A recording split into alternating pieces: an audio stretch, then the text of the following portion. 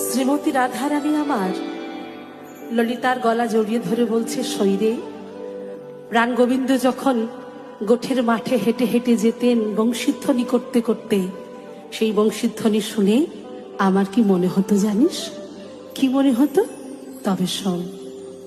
যায় পদ রহিয়া রহিয়া আমার বধূ যায়, যায় পদ রহিয়া রহিয়া আমার বধূ যায়, যায় পদ রহিয়া রহিয়া।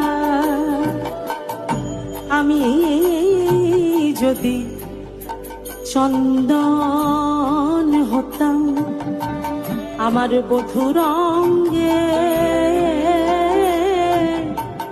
মাখা থাকতাম